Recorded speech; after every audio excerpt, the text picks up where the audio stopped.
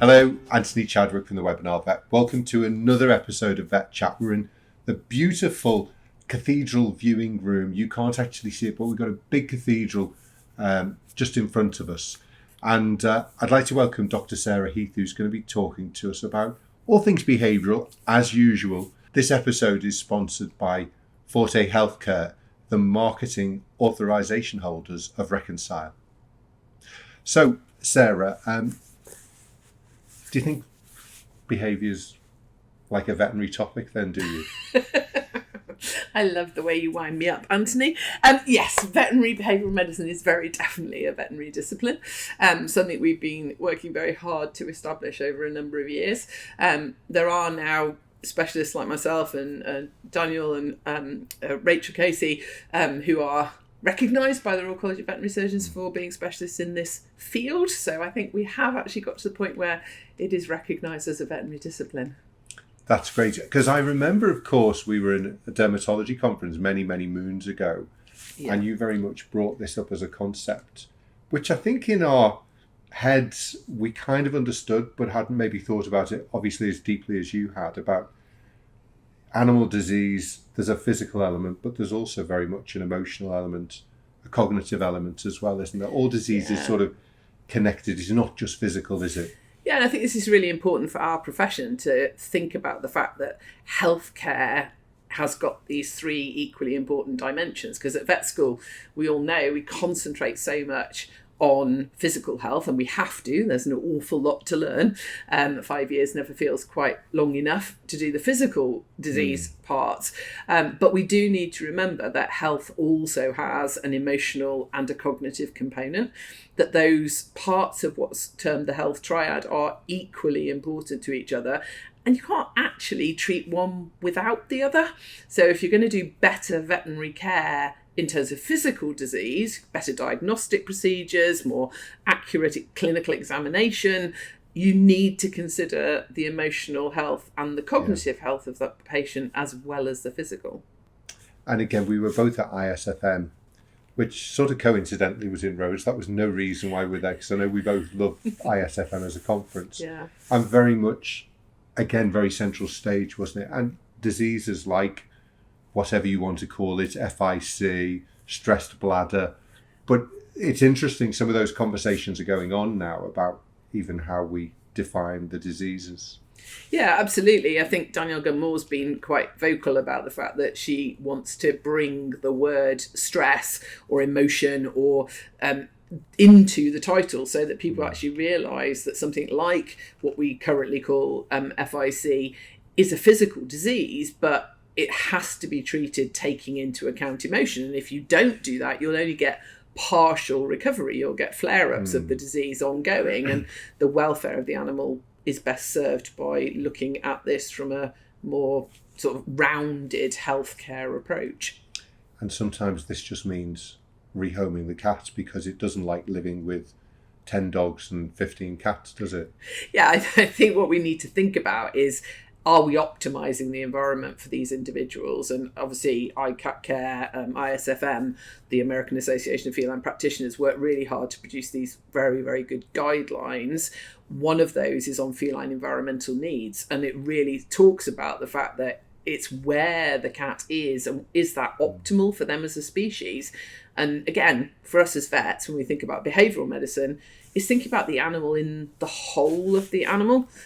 So obviously behavioural medicine very strongly linked to the brain and how the brain functions, and how your emotional systems influence your physical health in that way, the links between gut and brain through the gut-brain axis, for example. But it's also about thinking about the species. You know, if it's a cat, if it's a rabbit, if it's a parrot, if it's a reptile, is it living in an environment that actually meets the needs of that species? And it's fascinating when you give them the chance to show their proper behaviour. You know, the cat that adopted me and my wife during the pandemic, Buddy, who I like to talk about, he very much decided to leave home because home was too busy for him. Yeah. He just wanted a retirement home. Too many people around. Yeah. So rather than being, in Buddy's case, rather than being with a busy family with lots and lots of activity, he moved down the street to live with you and your wife, where it's nice and quiet. But obviously, that was in, the caregivers of him knew that was what had happened. Yeah. So we're not recommending taking in other people's cats and feeding them. But this was something that was done with the cooperation of the caregivers who realised that he was struggling and he was actually happier in a quieter environment. So speaking about the triad of health, obviously I think as vets we all understand physical health because it's what we spend, as you say, most of our time at university studying. And then clearly we've now begun to look more at emotional and cognitive. But can you explain what you mean by emotional and cognitive for me? Yeah, so emotional health is to do with those systems identified by Panksepp that are about how behaviour is motivated, how behaviour is generated. Yeah. This is using the amygdala, the limbic system part of the brain, and it's about how those different ways of motivating an individual result in different behavioural outputs. Cognition is about how you process information in terms of things like learning and memory. So let's take an animal who comes to the veterinary practice who's got, for example, a disturbed gastrointestinal tract. So comes in abdominal pain, maybe with a history of diarrhea. So here we have a dog who has got a physical health problem. He's got diarrhea and abdominal pain. May well have an emotional problem on many levels. The pain is an emotion as well as a physical sensation. The gut-brain axis means that there is a relationship between disturbed gut function and serotonin levels, and that can mean that you have more protective emotion. You're more likely to be protective in your behavioural responses.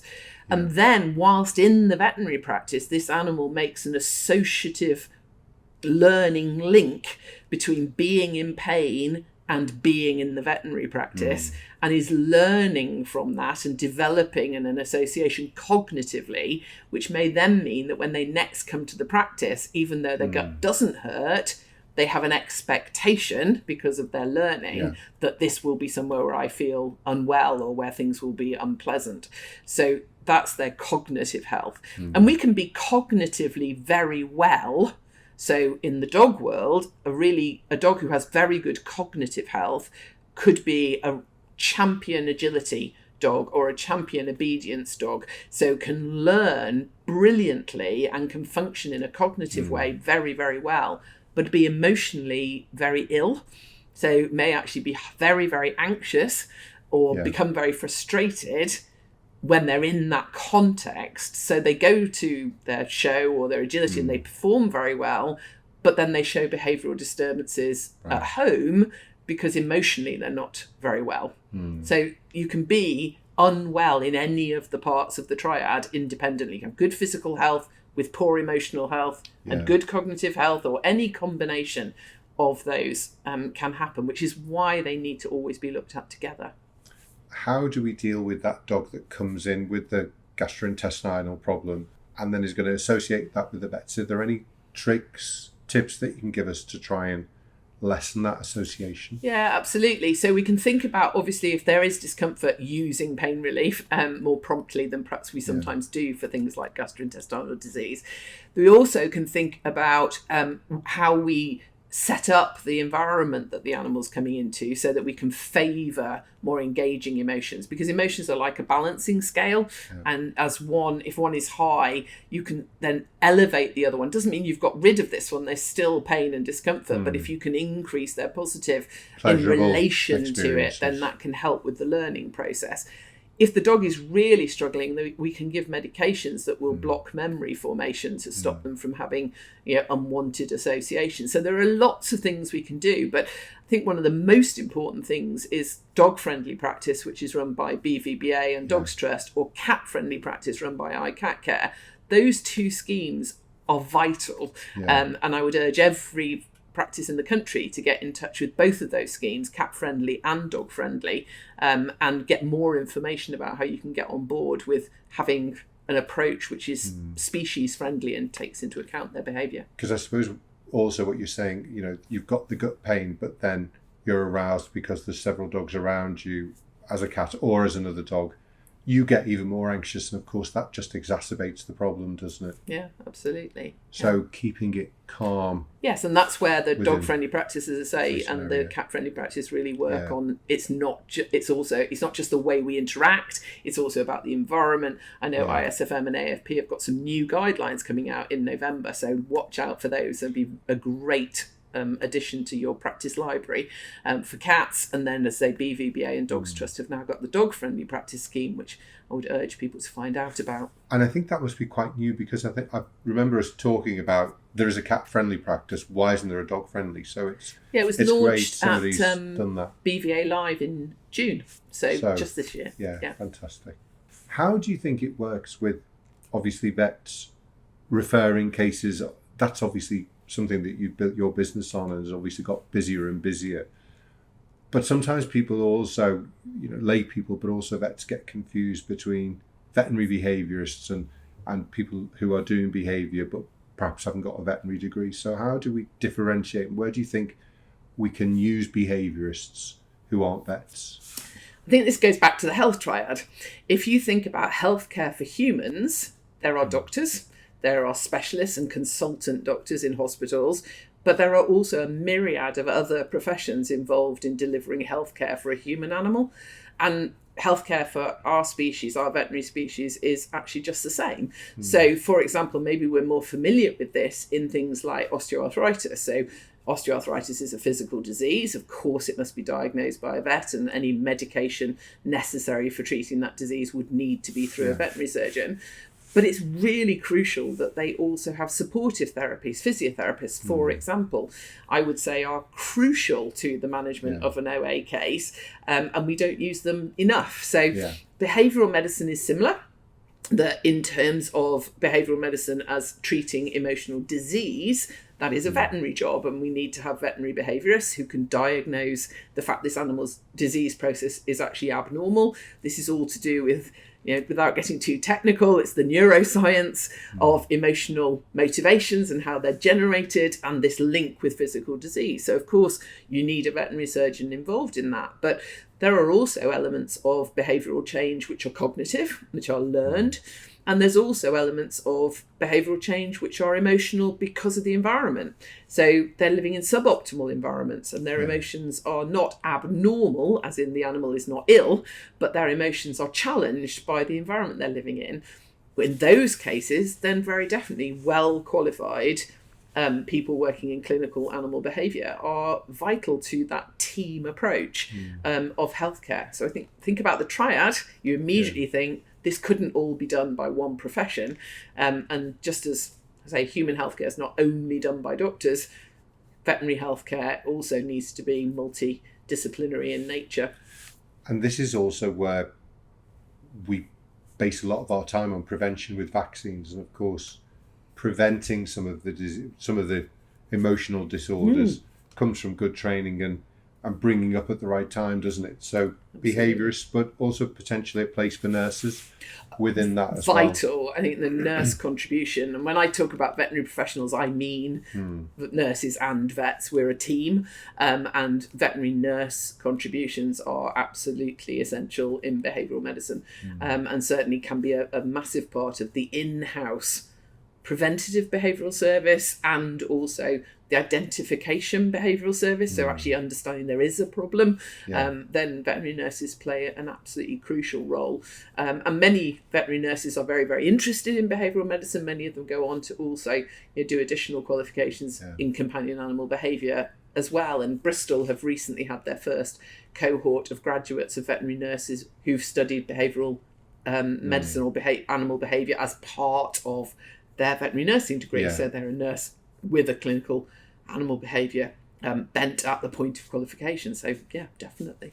And puppy parties, again, something that really developed probably over the last 20, 25 years.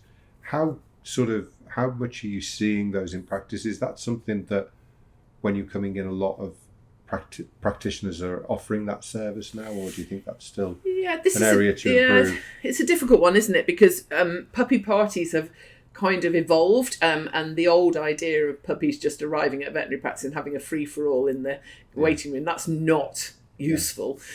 So what we're now looking at much more is the veterinary practice role in preventative behavioural medicine, which is about controlled exposure to a veterinary experience in a positive emotional bias, so that we can create these very important emotional associations. We can still call them puppy parties, but it's not the idea that puppies just come, run around with a load of other puppies and have half an hour of madness, because then what we're actually doing is creating very high arousal associations with the veterinary practice, which actually is counterproductive. So I think we've moved a long way in preventative behavioural medicine, and it's far more science-based, it's far more sort of rooted in neuroscience of what is actually happening to the brain of these puppies at this age, and what can we do to actually make that process beneficial for their welfare, very importantly, and also for them being sort of acceptable members of society, because being a domestic dog is actually very hard work, and being a domestic cat also, because there are some clashes with your natural behaviour potentially. So there's a lot of preventative education that veterinary practices can be doing. It's all very difficult in that 10-15 minute consult, but I know we've spoken a lot, and I learned so much when I talk to you, as you know, but looking almost before the puppy even comes into the household, I know how much care and attention you took when you were getting your new dog. It wasn't something that you looked in the paper one day and decided to buy the dog and the next day it was there. So perhaps tell us a little bit, how do you think we can, as vets, bring that into the practice? Because often the first time we see a puppy is, when somebody rings up and said, can he come in for his first vaccine? So how can we change that around? Getting access to prospective caregivers is really hard for veterinary practices. However, there is now a world of social media. People who know me will be laughing now, because I personally struggle with social media, but I do realise that it's incredibly useful in that it's a way for veterinary practices to get access to people who are not yet caregivers. And that's really, I think, where we can, as a profession, really explain how important it is that when you get a companion, whether it's a dog or a cat, or even deciding on which species you're going to get, as basic as that there are lots of things that we need to be considering.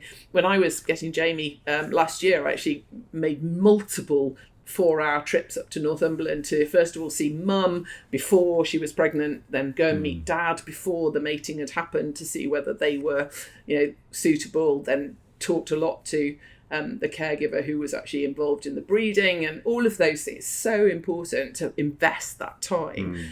But if people don't know that, they don't understand the importance of it. And of course, recently the COVID pandemic rather challenged that.